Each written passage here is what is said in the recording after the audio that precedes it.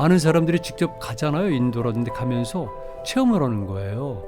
그러다 보니까 드라비디아어랑 즉 타밀어랑 한국어랑은 비슷한 게 많이 있구나. 첫 번째는 일단은 우리가 문화적으로 비슷한 게 많이 있잖아요. 벼농사부터 시작해가지고 이런 생활 문화에서가 비슷한 말들이 나오는 거예요. 발음이 비슷해요, 그게? 연구 결과 보면 한 1800개 정도 거의 비슷한, 소리도 비슷하고 뜻도 비슷한 이런 공통의 언어들이, 소리들이 발견된다는 그래요. 거예요. 예를 들면 어떤 게 있을까요? 밥이라든가 풀이라든가 나라든가 너라든가 이런 말들. 그게 거기서도 밥풀 나눠라고 해요?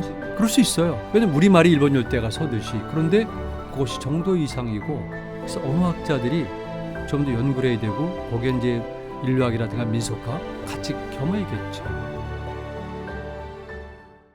네, 3프로와 함께 우리 민족의 뿌리를 찾아서 떠나는 시간, 유라시아 오디세이 시간입니다. 네. 오늘도 사마르칸트대 윤명철 교수님과 함께 할 텐데요. 오늘 찾아갈 곳은 여러분들이 휴가 때 자주 가시는 인도, 동남아시아 이런 남쪽 나라인데, 오늘 윤 교수님이 인도와 동남아도 원래 한국 땅이다.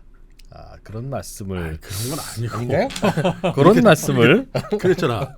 8 플러스 알파. 네. 그 중에 하나라는 거잖아요. 그 얘기예요. 근데 요즘에 이 설이 서울대학교 무슨 교수님이더라. 이 설을 아주 구체적으로 네. 그 주장하는 분이 계시더만요. 그러니까 우리 한민족이 저 한반도에서 북쪽보다는 이쪽이 더 가능성이 있다. 전부터 여러 설들이 있거든요. 그런 부분도 제가 역사학자 입장에서 좀 이따 말씀을 드리죠. 바로 그 이야기를 좀 들어봅니다. 한민족의 뿌리는 한반도에서 태어나서 계속 여기서 뿌리 내리고 자란 게 아니라 전 세계 주요한 문화와 그런 다양한 도시들에서 이제 뿌리를 찾아서 우리 한반도까지 거슬러 왔다, 그 말이잖아요. 그렇죠. 예, 윤명철 교수님을 소개하면서 시작하겠습니다. 어서 오십시오. 네, 안녕하세요. 예. 그래서 오늘은 어디를 또 갑니까? 우리 그동안 민족의 우리가 흔적? 10회 이상을 한 것이 주로 대륙 유라시아거든요. 그렇죠. 네. 제가 드린 말씀은 유라시아를 볼 때 많은 분들이 오해를 해요.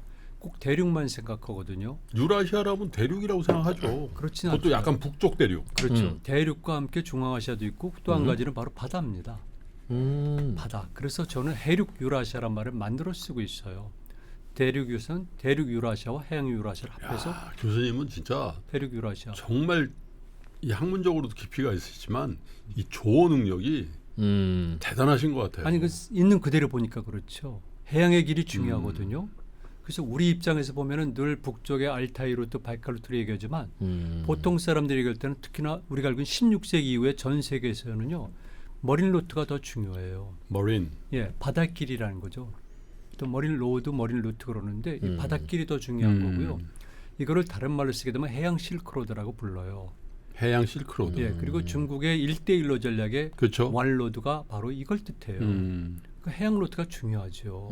그래서 실제로 물동량이 많은 거는 해양 로드예요. 해양이죠. 그렇죠. 그러니까 중국 아시아로 유럽과의 이제 교류를 했던 바닷길, 모든 게 전부 다 백길이죠.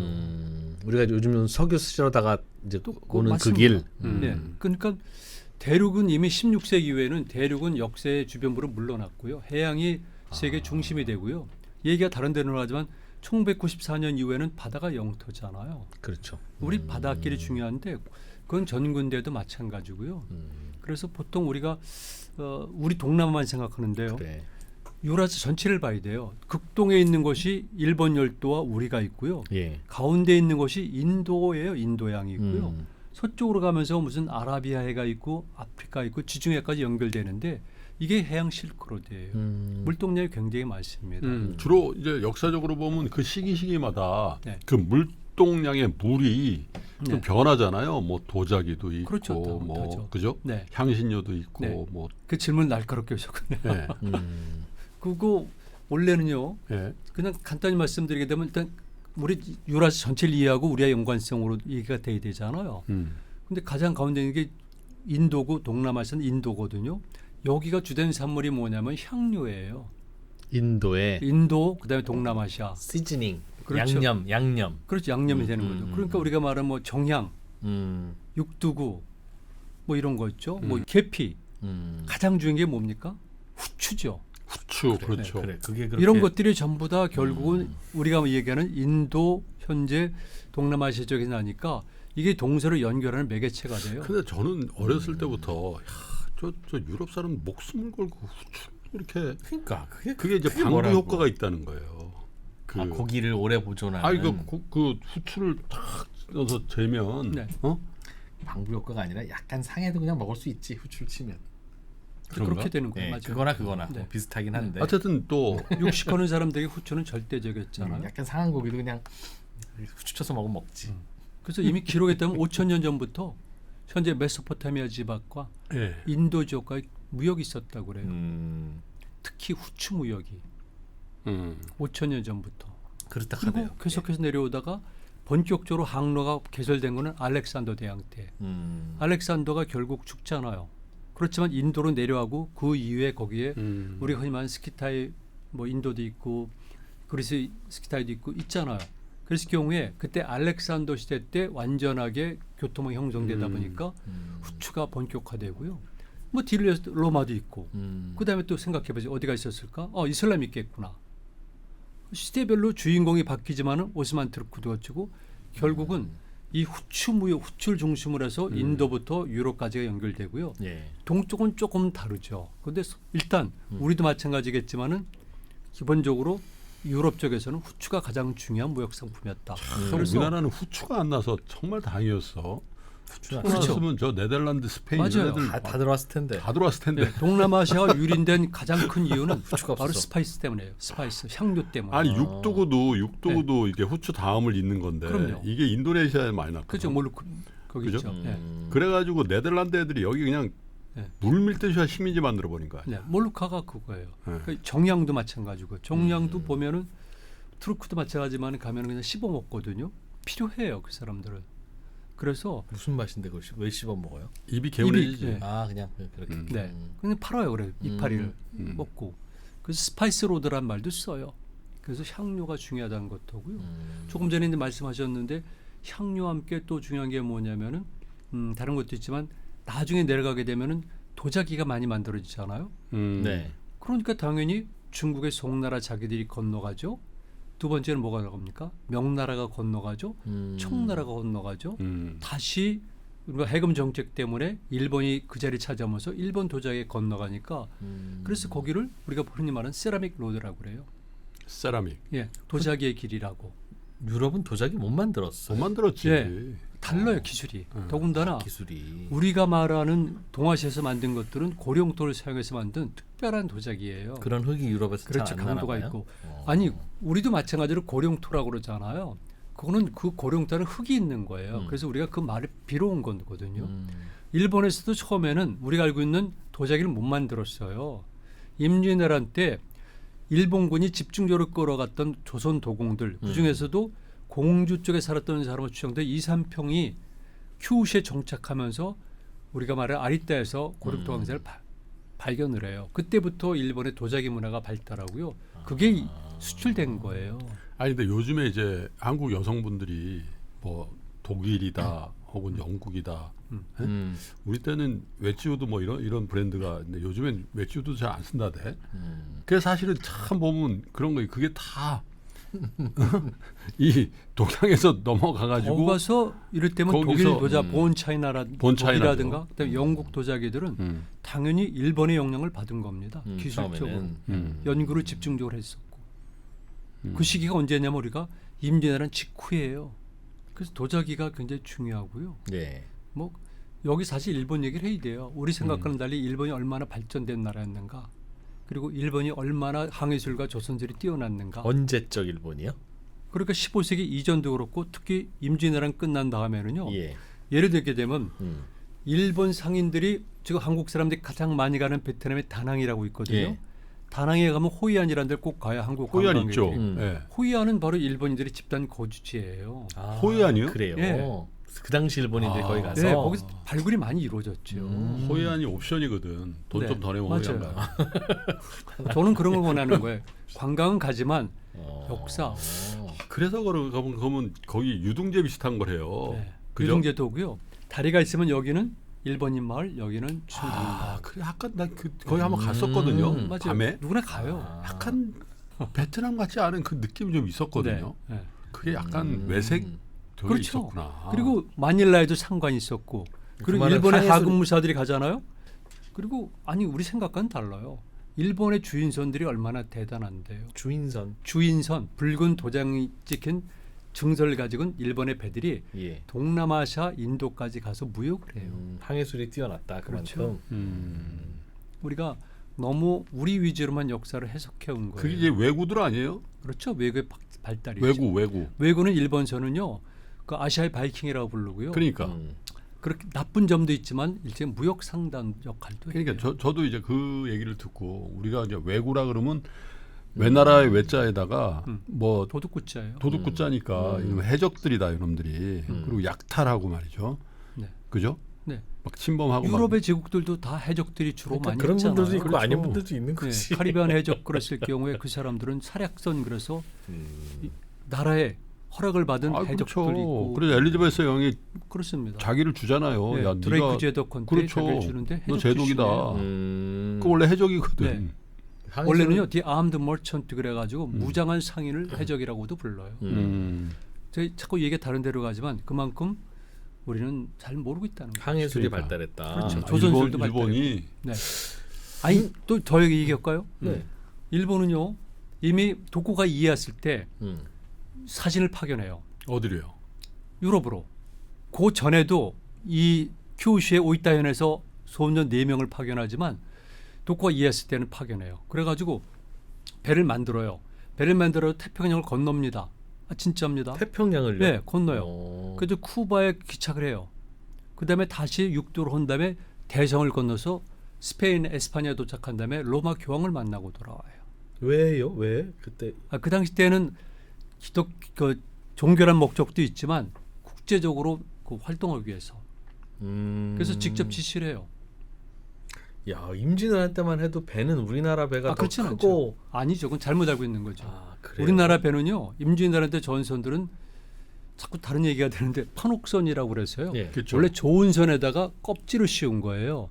그 우리나라 배들은요. 기본적으로 첫 번째는 재질이 굉장히 무거운 거예요.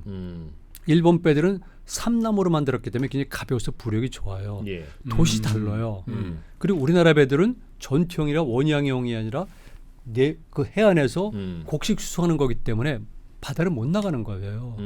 다만 이순신이라는 천재 전략가가 그들을 끌어들여서 명량, 견내량, 노량, 양자가 들어가는 데서 적을 앞바다에서 양자가 들어가는 건 무슨 뜻입니까? 여울이 심한데요. 울돌목 같이. 예, 울돌목이 명량이잖아. 울. 아, 제가 그 울며 돌아가는 진도대교 거기 말 전망대에서 울돌목. 물돌목을 봤거든요. 진짜 막 회오리 같은데.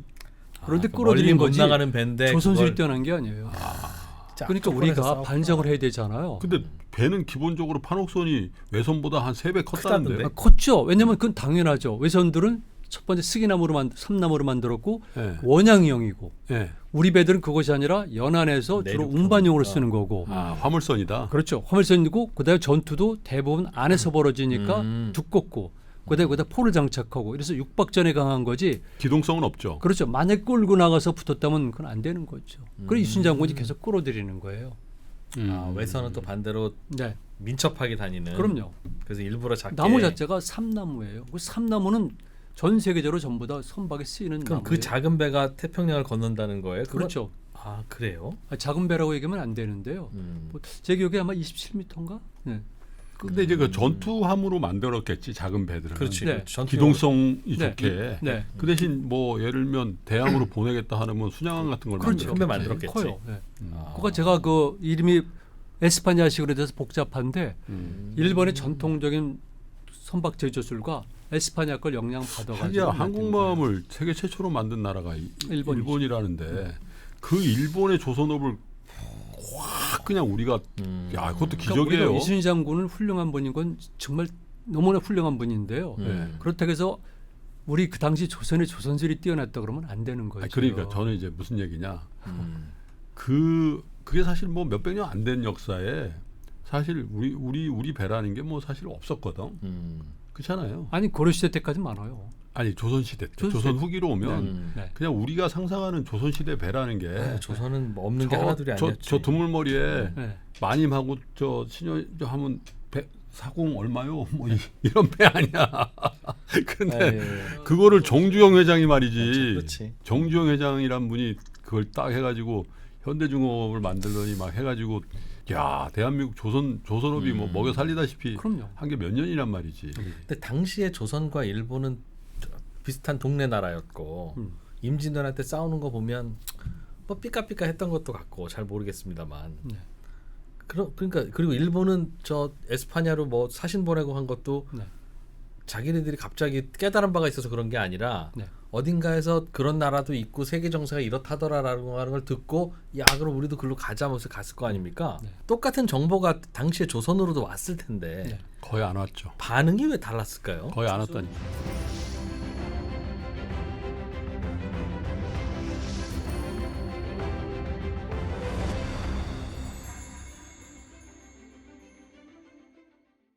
조선은 철저하게 이데올로기 지향 국가고요. 외부 세계의 교통을 막았고요.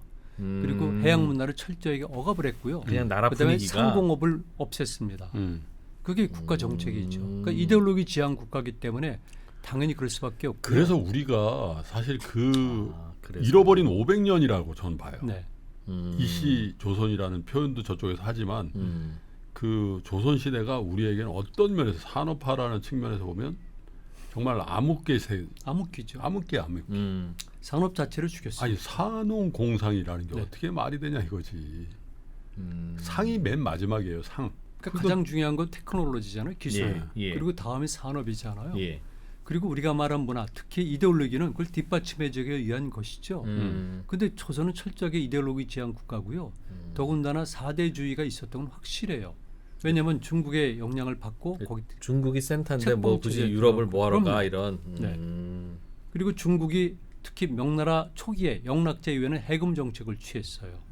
우리도 당연히 취할 수밖에 없었고요. 그러니까 조선 초기 네. 이성계나 뭐 이런 고려의 어떤 문화 전통을 어느 정도 세종 때까지는 나와요. 내재화돼 있던 그 시기까지는 이후에는 우리가 호방함도 있었고 뭔가 그럼. 하려고 하는 그런 웅지가 있는 나라였는데 그 위에 그 주자갈에 이걸 받아들이면서 그랬구나. 나라가 다음 시간에 막이라겠지만 세종 때는 오키나와에서 망명한 사람들을 동원해가지고 오키나와형 배를 만들어서 한강에서 시험 운항을 시켜요. 아 수상 버스. 네, 보트가 아니라 전선이죠. 차의 길도 있어요. 티. 네. 우리가 말한 여기부터 시작된 거는 인도부터 시작한 홍차지만 흔히 우리가 말한 녹차 있잖아요. 네. 이 문화도 사실은 세계로 쭉쭉 퍼져나가요. 음. 그래서 이 차의 길도 우리는 꼭 염두에 둬야 돼요. 홍차 녹차가 달라요? 다르죠. 제조 방법이 다르죠. 아니 그러니까 같은 차인데 그렇죠. 제조 방법에 홍차는 따라 태운 거죠. 그러니까요. 예. 그리고 이건 덕는 덕은 거고. 거죠. 네. 우리 차가 아니라 녹차는 덕은 거죠. 덕은 거죠. 예. 그래서 네. 주로 일본, 중국 이렇게 되고 홍차는 태운 거죠. 왜냐하면 가공할 수밖에 없으니까. 그러니까요. 예. 어쨌든 간에 이런 것도 있고요. 그다음에 또 하나 은의 길이에요. 은. 실버. 네, 은이에요. 일본. 뭐 일본이 은이 엄청나잖아요. 17세기쯤 가게 되면 세계 은 생산량의 3분의 1과 4분의 1을 아마 일본이. 근데 그 은 생산법도 다 조선께 넘어간 거 아니에요? 그거 잘하시는구나. 네? 네. 제가 사실은 얼마 전에도 그 네. 마을 근처를 통과했어요. 어디요? 이와미 광산이 있는데 예. 원래 그거예요. 거기가 은이 광산이 발견됐는데 그 향치법이라는 독특한 은 가공법은 조선에서. 그러니까요. 그 일본의 은이 엄청나게 당시 청나라의 인플레이션을 일으킬 정도니까. 그래 페루 다음이었다대. 네. 그래서 우리가 달리 봐야 돼요. 그리고 이제 아시겠지만 카스테라 같은 경우도 결국은 일본이 포르투갈부터 받아들인 거잖아요. 아, 그 만드는 기술을. 그럼요. 하기야 일본에 가면 다 일본화되는 경향이 있어요. 카레도 있잖아요. 네. 이른바 얘기하는 좀 미국에서 먹는 커리하고 다른 거지. 일본의 SB 카레 우리 오뚜기 카레 전신이라고 하는 SB 카레 이거 맛이 틀리거든. 완전 다른 음식이에요. 그 제가 좀 더 얘기해도 돼요? 네. 사람들이 모르니까 얘기하는 건데 우리가 먹는 카레가 일본에서 많이 배워왔잖아요. 일본 카레는 우리가 말하는 인도 카레나 우리가 하는 유럽, 미국 카레가 아니에요. 그러니까. 일본화 시킨 건데 일본의 전투 식량, 해군 전투 식량으로 개발된 글쎄 거예요. 그렇다대요. 네. 아. 도쿄 옆에 가면 요코스카 있거든요. 요코스카에 가면 그 군항인데 거기 가면 카레집들이 몇 집 있어요. 맞아요. 네, 저도 가서 일부러 가서 원래 먹어봤어요. 이제 저기 저거라는 게 저 시레이션 그럼 그 카레만 먹어요? 밥은? 아니 전투 밥이랑 식량? 해서 아, 전투 일본 식량으로? 사람들이 밥을 먹으니까 밥을 도고 헤야치로 밥을 조금만 먹어도 된다고. 네, 아, 러일 카레 전쟁에 먹으면. 승리를 했던 도고 헤야치로가 그리고 이제 그게 부패하기 쉬운데 카레를 카레 덮밥을 먹는 거지. 그래서 그러면 일본 군인들이 카레 먹은 다음에 한 말이 있어요. 뭔지 알아요? 와 카레 맛이다. 아 진짜 혹시 그거 아닌가 싶어 약간 그래 불길 했는데 아니 어제 와이프가 얘기해 주더라고. 이야 뭐 그래서 이제 그밖에 무슨 불교의 길도 있고요, 여러 가지 민속의 길도 많이 있습니다. 우리 민족에 보면 많은 사람들이 꼭 북방 얘기만 하잖아요. 저는 이제 북방과 동방을 구분하지만 해양 남방이 많아요. 특히 한반도 중부 이남 있잖아요. 여기는 해양 남방 문화들이 많이 들어오고 있어요. 우리가 말하는 이 동해 남부부터 해서 남해 동부 지역은 연해주 남부부터 쭉 내려오는 문화가 있고 해양 문화거든요. 그 해양 문화는 또 달라요. 이 해양 문화는. 그리고 이제 우리가 흔히 말하는 제주도 그리고 전라남도 북도 이런 해안들은 흔히 말하는 해양 남방 문화 그랬을 경우에 첫 번째는 중국의 절강성 있지만 동남아시아 쪽 문화가 많이 들어오는 거예요. 그러다 보니까 최근에 들어서는 그 연구 활발해지고 유전인자 분석을 통해서도 그런 친구들 나타내고. 아니 근데 확실히 그런 것 같아요. 이제 우리도 보면 이제 저희는 이제 저 근거지가 경남 쪽이거든요. 네. 부모님 쪽이. 근데 우리 처가는 이제 평안도 쪽이에요. 평안도. 그래가지고 이 식문화가 다른 게 우리 명절에 떡국을 먹지 만둣국을 안 먹거든. 쌀. 그렇지, 이게 그렇지. 남방이 쌀이란 말이에요. 네. 그죠? 네. 베트남이니 뭐 이게 다 쌀 문화인데 일본도 그렇고. 그러니까 떡국에다가 만두를 떡만둣국을 안 먹습니다. 그렇지 양반집은 안 그렇지 함부로 띄우지 않지. 그래가지고 아 이거 신혼초에 그 우리 아이가 굉장히 당황했는데 네. 손수 빚은 만두를 갖다가 야야 우리 그러니까 만두를 안 먹는데 지금은 그래서 연구들이 이루어지는데 아직은 논문이 별로 없어요. 완전 다르죠 문화가. 예전에 분들이 한반도 말씀하셨는데 그분들 수준 아직 못 벗어났고 예를 들게 되면 무슨 난생설화 네. 이것이 해양 문화랑 연관돼 있다. 근데 꼭 그렇지는 않지만 그 당시 때 그런 얘기들이 나왔고요. 아래서 나는 거. 네. 네. 민속에서는 유사한 것이 많이 있죠. 이랬던 초분 있지 않습니까? 네. 진도에 가면 다시렉이라고 그래서 풀장 오는 거 있잖아요. 사람이 오게 되면 풀을 먹고 흙을 덮었다가 나중에 탈고 그다음에 묻는 거. 이런 거는 지금 그쪽으로 아 그게 남방 문화, 남방 문화. 해양 문화. 그렇게 보고 있어요. 그다음에 또는 그 우리 건물들이 보면 제가 언제 한번 말씀드렸었는데 남북이 조화됐다고 말씀드렸잖아요. 네. 온돌 문화는 고구려 등등 해가지고 북방에서 내려온 문화지만 북방이겠죠. 대청 문화는 난간 문화는 남쪽이라고 난간이 있는 것들이 있죠. 그래서 캄차카 이런 데서 그 고상식 주거들과 또 우리나라 남쪽부터서 일본에서 보여주는 고상식 주거는 좀 다른데요. 그런 전형적으로 우리가 알고 있는 유기니아도 그렇지만 동남아시아 이런 데서는 전부 다 흔히 말하는 뭐라 그럴까 이렇게 다리에 있는 거 있잖아요. 다리가 있는 그런 집들은 그렇게 보고요. 난간이 있는 것도 다 그렇게 봐요. 언어적으로 어때요? 제가 깜짝 놀라는 게 부산 분들 있잖아요. 부산 분들 막 얘기하다 하는 거 일본 사람들이랑 막 섞여서 얘기하면요. 비슷해? 아니 비슷한 건 아닌데 살짝 좀 헷갈릴 때가 있어요. 맞아요. 네. 그리고 저 함경도 평안도 저 북부에 있는 사람들하고 막 이제 저쪽 사람하고 비슷한 것 같기도 하고. 무슨 경상도 맛이고? 사람들이 맛이다. 일본 말을요 그런 얘기들을 많이 하거든요. 어? 왜냐면 거기서 쉽게 건너가거든요. 네. 경상도에서 쉽게 일본 열도로 건너가요. 그래서 일단 일본의 언어를 고구려에서 찾는 섞였겠지. 학자들도 있지만 음. 기본적으로 고구려나 신라나 가이를 구분하지 않고 한반도에서 많이 건너가고. 그래서 제가 궁금한 거는 우리 민족은 주로 한반도를 우리 민족의 터전이라고 생각하잖아요. 물론 이제 그게 제한된 얘기고 교수님께서 깨우쳐 주셨죠. 저 광활한 만주와 그죠? 이 중앙아시아까지 우리 그 선조들의 어떤 그 유입 경로임과 동시에 터전이었을 수 있다. 그런 걸 이제 배웠는데, 근데 이제 조선조에 들어와서 이제 한반도에 국한됐잖아요. 초기엔 네. 또 한반도 끝까지도 아니었고 그죠? 네. 근데 약간 어떻게 보면 남북이 지금 분단돼 있지 않습니까? 네. 북한과 남한 이렇게 대한민국 이렇게 돼 있는데 예전부터 이 한강을 중심으로 해서 네. 한반도를 이 반으로 나누는 그게 이쪽은 남방 세력, 네. 해양 세력, 네. 저쪽은 대륙 세력, 북방 세력 이렇게 해서 항상 대치하고 그렇게 경계를 지는 게 지금도 그러고 있는 거 아닌가? 네. 한반도에 거주했던 사람들은요 예. 주로 남쪽에서 온 사람들이 많다고 그래요. 원래가. 음. 그리고 북방계에서 사람들이 본격적으로 내려왔는데요. 최근에 들어서 유한문명론과 연관시키기도 하지만 기본적으로 북방의 사람들은 늦게 내려와요. 그 사람들은 고도의 정치력과 군사력을 가지고 문화력을 가지고 내려오거든요. 근데 한강 이남에 있던 세력들은 사만이라는 존재가 일어나기 전까지는 거기에 정치 세력이 있었다는 큰 증거들은 없어요. 그러니까 사실은 그렇게 구분이 되는 거고요. 또 한 가지는 우리 남쪽에서 발견된 언어들 중에서는 많은 사람들이 이미 20세기 초에 주장을 해요. 드라비디아어라고 그러잖아요. 그 남인도족 타미로라고도 그러는데 예. 원래 아리안족이 있기 전에 쓰였던 인도의 선주민들이죠. 그들의 언어랑 우리랑 비슷한 게 많다는 주장이 20세기 초에 나와요. 그래서 그게 부정되다가 다시 연구가 되면서 최근에는 그런 주장들이 힘을 얻기 시작하고요. 또 많은 사람들이 직접 가잖아요. 인도라든지 가면서 체험을 하는 거예요. 그러다 보니까 드라비디아어랑 즉 타미로랑 한국어랑은 비슷한 게 많이 있구나. 첫 번째는 일단은 우리가 문화적으로 비슷한 게 많이 있잖아요. 벼농사부터 시작해가지고 이런 생활 문화에서가 비슷한 말들이 나오는 거예요. 밥이라든가 풀이라든가 뭐 등등 있고. 발음이 비슷해요. 그게 그럼요. 타밀. 예, 실제로 그래요. 그다음 나, 너 뭐 이런 것들도 비슷한 말들이 있고요.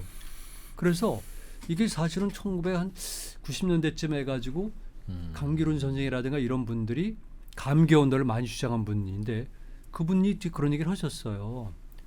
과거 20세기 초 1905년대 헐버트라는 사람이 처음 주장을 했지만 그 이후에 사라졌다가 다시 부활되면서 드라비디아의 연관성을 얘기해 온 거예요.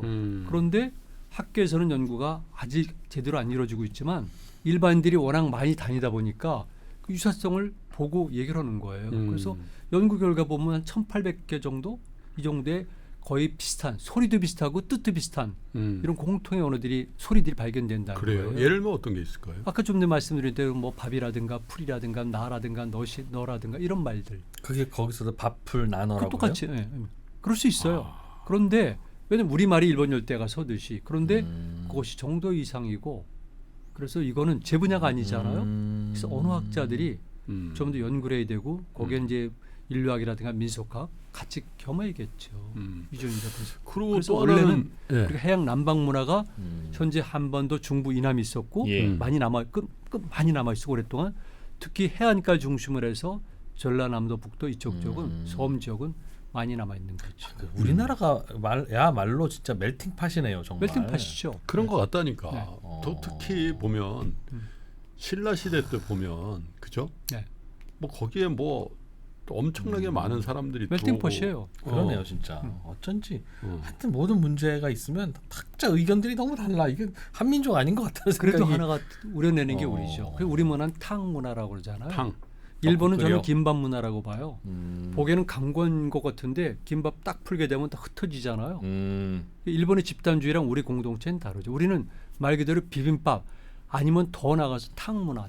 비빔밥 용어는 예전에 나온 거고 분리가 저는 될 수 탕 없다. 문화라고 그래요. 멜팅포트가 그거예요. 완벽하게 된 거죠. 우린 그래요. 일본은 좀 덜 섞여요. 네, 그럼? 덜 섞이고요. 다 강한 것 같지만 딱 풀어내치면은 일본은 김이 필요하죠. 그렇죠. 김 필요해요. 김말이 할 때 그 대나무 그거 있잖아. 그렇게 꽉꽉 눌러줘야 돼. 네, 맞아요. 음식은 맞아요. 그런데 네? 네, 맞아요. 일본은 군국주의라든지 뭐 예를 들면 뭐 이런 걸로 이런 주의 일본의 집단성이 이데올로기로 그거예요. 뭔가 꾹꾹 눌러줘야지 그게 딱 있어야 뭉쳐. 되고. 네, 우리는 그게 안 없으면 그래요. 퍼져. 근데 한국은 누르면 오히려 반발해요. 뭔지 알겠다. 막 반발하죠. 막 원래 도로 그래요, 막때 원래. 그럼 막 우리는, 탕이 막 흘러 넘치지 막 네. 그죠? 우리는 용광로처럼. 말려고 하면 싫어하고 네. 일본은 안 말아주면 흩어지고. 그 동남아시아 문화가 의외로 관련이 깊다. 그걸 제가 꼭 말씀을 근데 드리고. 허황 그 얘기 있잖아요. 저희는 사실 김해김가라서 네. 관심이 있거든요. 그렇죠. 이게 실제로 고증이 되는 얘기입니까? 어려운 질문하시는데 학계에서는 예. 잘 수용하지는 않아요. 근데 그 서로 처음 주장한 분이 이제 김병모 선생님이에요. 예. 뭐 김병모 선생님 저랑은 뭐 꽤 수십 년을 20년 이상을 제가 같은 방을 쓰면서 해를 다녔는데 예. 그래서 그분이 쓴 책이면 제 이름은 나오거든요. 그런데 오늘날의 인도 지역과 예. 특히 아유타야 국가 이 한반도 남부 지역과의 교류 가능성을 처음 학계에서는 말씀하신 거예요. 김 교수님이. 예. 그래서 몇 가지 증거를 내셨거든요. 네. 이를테면 쌍어문을 비롯해 가지고 예. 그때 탑을 비롯해서 등등 하셨는데 약간의 시간 차이가 있었어요. 간격차가. 그래서 그분이 서로를 수정을 해서 음. 아유디아가 망했을 때 일부 세력들이 현재 중국 내륙 쪽으로 들어갔다가 사천 지역이죠. 거기서 허씨성을 가진 집단으로 있다가 양자강을 타고 내려와서 한반도로 왔다. 이렇게 주장을 바꿨거든요. 그런데 그것과는 무관하게 확실히 우리가 인도 지역과 또는 동남아시아 지역과 교류가 있었던 거는 너무나 당연한 거고요. 우리가 거기에 김수랑 때 그러면 대단한 것 같지만 기원 후잖아요. 그래봤자 2000년도 채 안 되는데 그러니까 그게 뭐 대단해요? 말씀드렸죠. 인도랑 메소포타미아 우르 같은 데랑은 5000년부터 무역이 있었다. 진나라도요. 이미 스마트라의 진시황 때 사절단을 파견해 함대가 가요. 진나라 때. 그리고 한나라 때 보게 되면은 당연히 로마와 직교역을 하게 돼요. 왜냐하면 로마가 인도랑 무역을 하잖아요. 당연히 연결되게 되니까 당시 한나라 때 이렇게 로마에 사신을 보내잖아요. 그건 아무것도 아닌 거죠. 그래서 그래 사실 이게 김해김 씨하고 김해호 씨하고 같은 피라는 거잖아요. 같은 피가 아니라 김해 김 씨는 김수랑 계열이고요. 네. 김해 허 씨는 황옥 계열인 거죠. 다른 거죠. 다른 거예요? 네. 근데 그리고 김해 김 씨는 우리가 흔히 말해서 북방 흉노계라고 얘기를 하고 있는 거고요. 허옥은 남방계로 인도로 그 추정했던 흉노 그 얘기하면서 나온 게 김일제. 네, 그 소 금천 씨 얘기하는 거예요. 맞습니다. 김일제의 네. 후손이다. 네, 이렇게 되는 거예요. 그렇죠. 김일제 얘기 좀 해주십시오. 그거 가지고 굉장히 궁금해하는 사람이 많아요. 네, 그분 이제 제가 잘 확실히 모르는데 갑자기 이제 말씀하시니까 일단 흉노가 굉장히 강력했었잖아요. 그래서 묵특대 거게 되면은 완전 한 고조를 그때부터는 계속 그 취하에 집어넣어요. 네. 그 뒤를 이게 노상선이라고 그러거든요. 예. 그 밑에까지는 굉장히 강력하고 그 다음까지 강력한데 60여 년 지난 다음부터는 결국은 흉노가 약해지게 되는 거죠. 그때 등장한 사람이 한무제예요. 그래서 한무제가 그래서 흉노를 갈라버리면서 북흉노와 남흉노로 바꿔버리게 되거든요. 그리고 흉노가 이제 붕괴되잖아요. 남흉노가. 그때 남흉노계의 한 왕손이 김일제가 되는 거죠. 그리고 세월이 있다가 다시 언제인지 사실은 몰라요. 근데 김일제 후손이 지금 신라 후예로 된 것처럼 기록에 남은 그 거죠. 무열왕릉비에 그게 아니 일단 문무왕 문무왕릉비인가요? 네, 비서. 네, 거기에. 비서. 네, 그렇게 있으니까 그 실제로 그런 건지 아니면은 그 가타 그런 건지는 모르죠. 그런데 우리가 알고 있는 김알지 시대부터는 그 이전의 왕계들과는 다르죠. 김알지 시대부터. 그리고 그 위에 이제 왕계가 바뀌면서 그때는 그럴 가능성이 커지는데 그 부분은 학교에서도 상당히 논쟁거리가 많이 있어요. 그러니까 김해김 씨 선조 이야기죠 지금 그런 건가요? 맞습니다. 네. 그러니까 그래서 그래서 그 우리가 문제가 종친 이야기를 방송에서 아니, 하는 것도 아니, 놀랍고. 그래서 금나라. 야, 너 물어보는데 그걸 또 다 아시는 교수님도 놀랍고. 아니 난 진짜 놀랍습니다, 갑자기 정말. 그런데 그래서 동남아시아 아니, 쪽 이게 되게 논란이 있는 얘기는 그럴 것 같아요. 근데 이제 많은 분들이 김씨 네. 아니 그 왕릉 그 왕 그 비에 그 김일제라는 게 등장하니까. 네. 그렇죠. 그럼 나중에 또 오고요. 왜냐하면 이제 동남아시아 우리 문화 중요한 게 일단 학계 연구가 굉장히 미진하다. 사람들은 그럴 수 있다고 생각한다. 그러니까 오늘 우리 자리에서는 동남아시아 문화, 우리 문화는 연관성이 있을 수 있다. 이렇게 얘기해야 되는 거거든요. 더군다나 저는 해양사 전공이잖아요.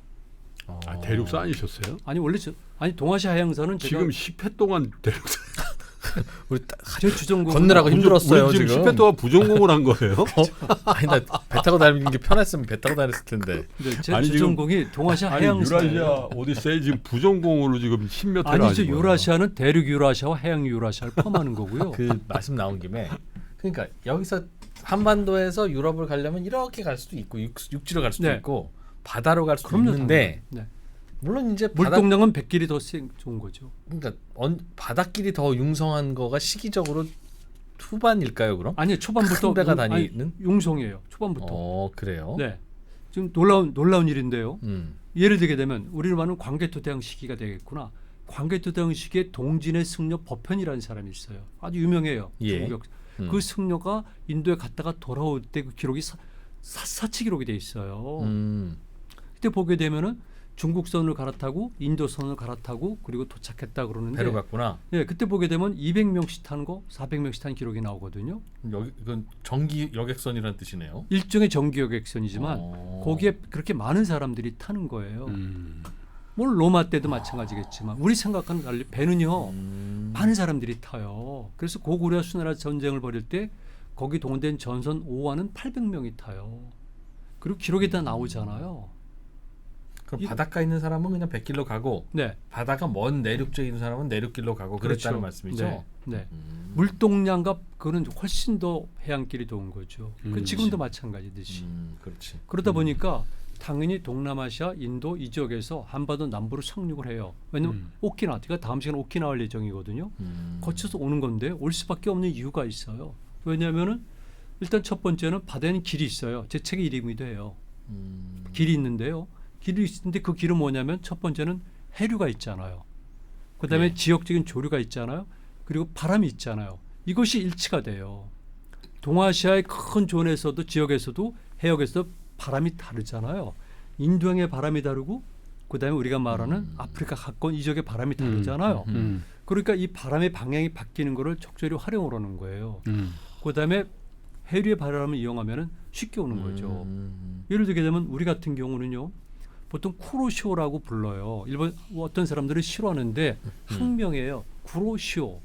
검은 저 해류란 뜻이에요. 쿠로시오니까. 그래. 그런데, 시오라면 네, 있지. 검은 물이게요. 물빛이 검은데 그거는 출발이 어디냐면 루선섬이에요. 필리핀에 하면 루선섬이 있잖아요. 예. 제가 직접 갔어요. 그래서 거기 뗏목을 만들었어요. 사실은 제가. 진짜 그 해류 그쪽으로 하나 보려고. 예, 그래도 안주 초장부터 실패했죠. 뗏목 만들었어요. 거기 가서 제가. 그런데 거기서 출발하게 되면 계속해서 북동진하게 되는 거예요. 예. 북동진하게 되면 오른쪽은 오키나와 제도고 대만 사이를 뚫고 들어오게 되면 어디가 나옵니까? 제주도하고 한반도 서남해안이 마주치게 되는 거죠. 그냥 물길에 몸을 맡기면 그렇죠. 오게 된다. 그다음에 바람의 방향을 타는 거죠. 그럴 경우에 주로 남서계 절풍이 많이 불 때잖아요. 그 타게 되면 쉽게 오는 거죠. 그런 증거들은 너무나 많은데 다만 해양 문화는 기록을 안 남겨요. 제가 불보존성이라고 왜 그러죠? 그러잖아요. 아니, 제가 불보존성이라고 그러잖아요. 네. 해양민들은 기본적으로 문자를 기록하지 못해요. 왜냐하면 첫 번째, 그들은 무식해요. 두 번째, 이들은 중앙 집권 세력이 아니라 변방 세력이에요. 당연하죠. 그러니까 또 한 가지는 바다에서는 모든 것이 빠지면 그뿐이에요. 지금은 수중 고고학이 발달했기 때문에 건져내잖아요. 우리나라에서도 100원 재는 거 얼마 안 돼요. 수중 고고학이 시작된 거는. 그러니까 수장당해 버리는 거로. 예, 그러니까 유물이 없는 거죠. 남겨도 어차피 몇십 년 못 갈 거 뭐하러 남기냐 그랬겠네. 그리고 어차피 글자를 못 쓰니까. 어떻게 보면 생산 활동이 농경, 그죠? 네. 장목 이런 걸 하면은 정- 이게 전수해야 될 그렇지. 네. 그 그것도 자료, 있지만, 아카이브가 필요한데 어차피 배 타고 나가가지고 물론 자살로 먹었을 것도 있긴 있지만 그 사실 그 어부들이 내가 있습니다. 보니까 주로 보면 굉장히 철학적이에요. 철학적이죠. 이게 굉장히 철학적이에요. 왜냐하면 어차피 오늘 안 잡히면 내일 잡힌다. 이런 얘기들을 공통적으로 하거든요. 굉장히 철학적인 이 사람들은. 왜냐하면 축척을 안 해. 왜냐면 뭐 그 고기 잡아봐야 어차피 부패해. 그러니까 오늘 벌어서 오늘 먹는다. 오늘 안 잡히는 고기는 내일은 꼭 잡히고 연간으로 어차피 치면 있으니까. 평균 나온다. 네. 이런 거죠. 그렇지. 바다에 살면서 바다에 가면은요, 어부들이나 항해자들은 첫 번째는 물 색깔을 봐요. 가장 손쉬운 게 물 색깔이잖아요. 그다음에 물 냄새가 있다고 그래요. 그다음에 특별한 사람들은 바람을 이용해 가지고 쉽게 방향을 바꾸는 것도 방법을 알 수가 있어요. 이를테면 제가 뗏목을 타고 바다에 있게 되면은 훈련 기간 같지 않으면 한 달 이상 또 2달도 있잖아요. 항해 기간만 20일 뭐 30일 넘고 그러니까 훈련 기간까지 얼마나 많이 있겠어요. 하다 보면은 물 색깔을 이래서 이분들이 물 색깔을 보는구나. 물 색깔이 다른 거예요. 그리고 또 한 가지 뭐냐면은 아까 좀 전에 말씀하셨을 때 우리가 보통 희나리 그러잖아요. 희나리, 비나리, 희나리 그러잖아요. 그랬을 경우에 그 사람들이 오는 노동요가 실질적으로는 어떤 교과서가 되는 텍스트가 되는 거예요. 배를 만들 때도 우리가 육지에서도 목수들이 집을 지을 때도 노래 부르잖아요. 그때 그 노래가 단순한 노래인 경우도 있지만 다른 경우는 순서라든가 이런 주의점을 주는 내용이 담겨 있듯이 바닷가에서는 그런 그게 있는 거예요. 그래서 그런 걸 통해서 전수되고 그건 기본적으로 거기는 바닷사람들은 문자를 쓰질 않죠. 전 세계 어디를 가도 그리고 제가 말씀드린 무정부성, 호족성, 중앙 집권 안 됐기 때문에 그들은 늘 변방 세력이에요. 교육 제도 시스템도 네. 만들어지기 쉽지 않고. 그럼요. 그래서 조선이 그렇게 만든 거죠. 특히 조선은. 그러니까 해양 문화는 발달했다. 해양 문화는 두 가지가 있거든요. 일단 어업 문화도 있고 항해 문화도 있는 거예요. 그 달라요. 다르네 정말. 네. 확실히 근데 바닷가 주변에 있는 사람들이 상대적으로 자유분방해. 자유분방하고 그다음에 등치도 크고 얼굴색도 그리고 좋고. 막 네. 위에서 뭐라 그러면 뭐라카노 어. 이런 게 있어. 그 언제든지 그 사람들은 죽을 수 있잖아요. 어? 아, 바닷가에 실제로 또 나가서. 그럼 그 어디 뭐 그러니까. 그럼 언제든지 죽을 수가 충주뿐만 있고 부산 방성할 분들은 수 없는 좀 경우를 달라. 하니까 음. 농경민들이랑 다른 거죠. 양순한 그러니까. 농사꾼들과 틀려. 거친 어부나 아니면은 항해인들은 다르죠. 그러다 보니까 우리 예를 들게 되면은 고구려 백제 신라도 있지만은 특히 통일신라 가게 되면 굉장히 우리나라 무역 국가잖아요. 통일신라가 네. 발해 나름대로 무역 국가지만 통일신라는 주로 당나라 그다음에 일본에 수출을 많이 하고요. 일본에 수출하는 물건들은 주로 뭐냐면 신라 자체가 만든 것도 있지만 수입한 물건들이에요. 그 수입은 당나라를 통해서 수입하지만 그 원산지는 어디일까? 당연히 동남아하고 인도하고 아라비아죠. 그래서 우리가 알기는 많은 유리 제품 등등부터 해가지고 이런 것들이 아라비아산들이 계속해서 오는 거예요. 그러다 보니까 여러분 아시잖아요. 왜 처형가 이런 것 같은 경우는 당연히 아라비아 사람이지. 그리고 그 당시 때 신라방이 있었잖아요. 신라방과 똑같이 파사방이라는 게 있어요. 파사방은 페르시아 얘기예요. 그 주로 그쪽 사람들이 모이는 집단 거주지는 신라방을 비교할 수가 없는 거죠. 그 당나라 시대 때 오게 되면 그게 엄청나게 많은데 그게 주로 어디냐면 오늘날의 광주시예요. 광주시. 거기가 파사방. 예, 파사방이 있었어요. 지금도 가면 파사방들이 저 이슬람 사원들이 있어요. 그래서 거기가 엄청나게 해서 한 번은 난이 일어나가지고 20만 명을 참사시킨 것도 나오는데 어마하게 많은 사람들이 산 거예요. 그 사람들이 대체적으로 신라랑 많이 교육을 하게 되는 거죠. 중국의 근거를 가지고. 네, 중국의 국가 정책이 그랬고요. 특히 고구려와 전쟁을 벌였던 당태종이 시박사랑을 설치해가면서 그런 일을 해요. 당나라는 그 대단한 나라죠. 그래서 그쪽 사람들이 통일신라에 많이 왔다. 그래서 우리가 아랍과 연결되다 보니까 신라를 기록한 책들이 아랍 문헌에 많이 보인다. 이거죠. 근데 거기는 신라를 굉장히 환상적인 나라, 살기 좋은 나라, 이상적인 나라로 묘사하고 있는 거죠. 당연히 그렇죠. 그래서 이제 신라 얘기를 했잖아요. 시간이 없기 때문에 이제 고려로 막바로 넘어갈게요. 고려도 굉장히 무역 왕국이잖아요. 고려가 무역 왕국인데 제가 전공이 동아시아 해양사잖아요. 원래가. 그 개경에 보게 되면은요. 여러 가지 객관들이 있잖아요. 객관은 뭐냐면 흔히 말하는 일반 호텔이에요. 네. 관용 호텔이라고 보면 되거든요.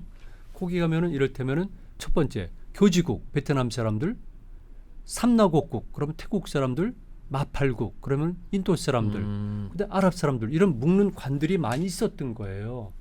그만큼 당시 개경에는요, 그 병란도항에는 많은 외국인들의 집단을 모일 만큼 무역이 활발한 거죠. 요즘 그래서- 홍콩, 싱가포르 같은 그렇죠. 느낌이었나 보네요. 일종의 경제 특구예요. 저는 그렇게 봐요.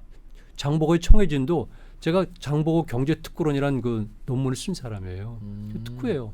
그런데 그 사람들이 오는데 제가 드린 말씀은 사료상에서 오늘날의 베트남, 태국, 인도, 쪽 아라비아 등등과 교류를 활발히 했다. 그럼 직접 교류했냐? 그건 아니죠. 바다에선 직접 교류하는 게 아니에요. 그래서 어떤 사람들은 우리가 거기까지 진출했다, 인도까지 진출했다. 그럴 하등의 이유가 없잖아요. 바다에는 길이 있어요. 해역마다 길이 다른 거고요. 그 길에 담당자들이 있기 때문에 파이로트선이 필요하듯이 늘 필요해야 되는 거예요. 그리고 이 전체를 연결하는 네트워크만 장악하면 되는 거예요.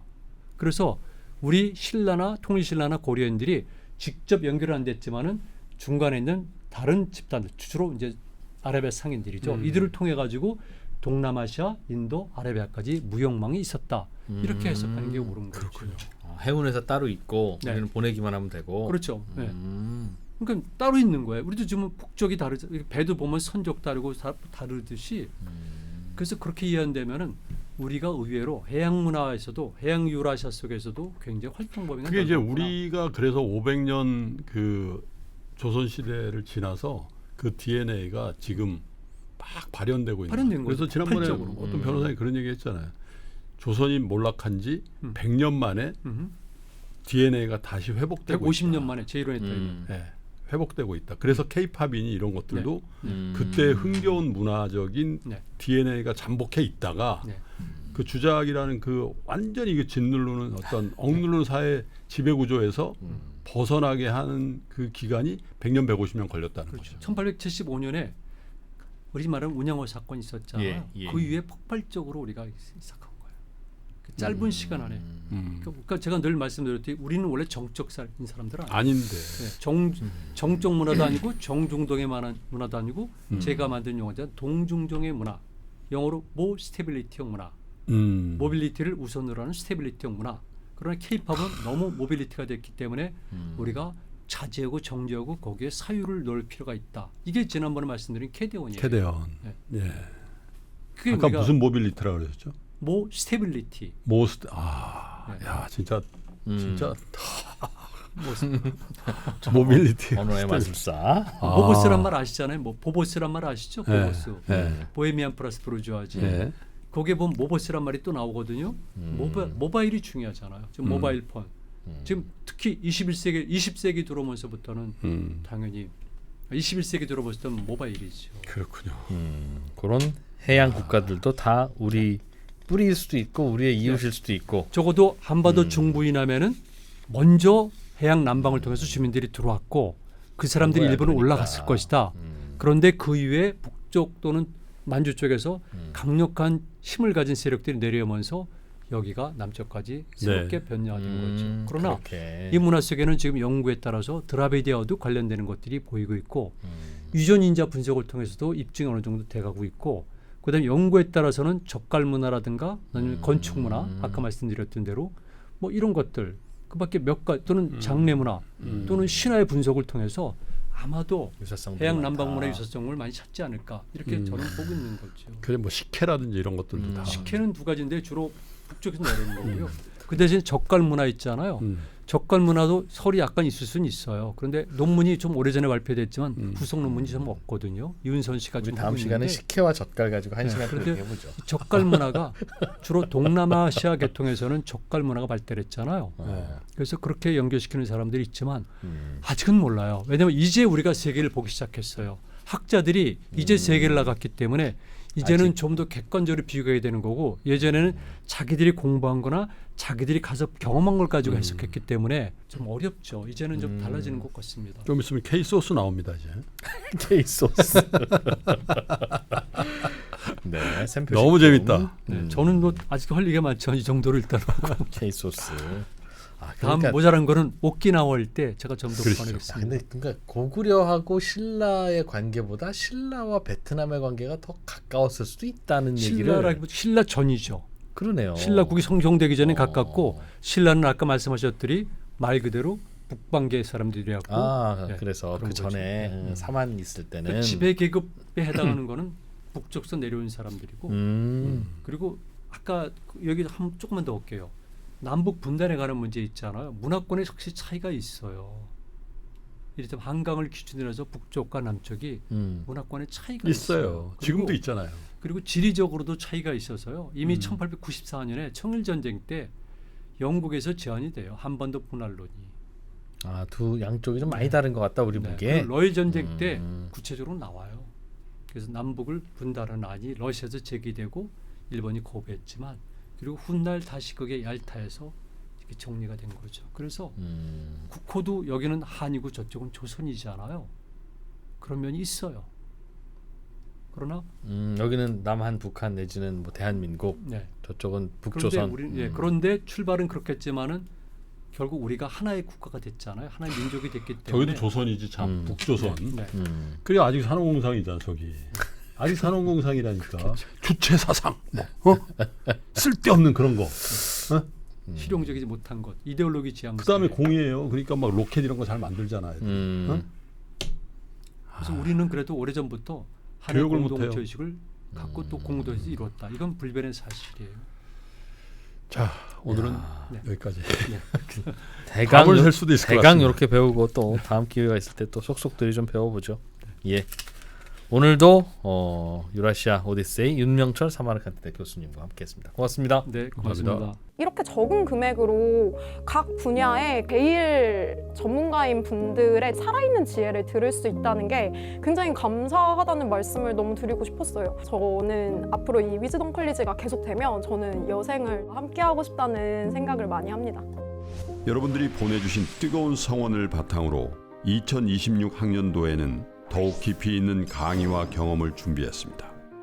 철학, 정의란 무엇인가의 마이클 샌델 교수, 기술, 블록체인과 암호화폐의 철학을 읽어내는 오태민 작가, 창의, 시공간을 넘는 상상력으로 세상을 그리는 베르나르 베르베르 작가, 각 분야 최고의 전문가 17명이 위즈덤 칼리지 2026학년도 연사로 함께합니다.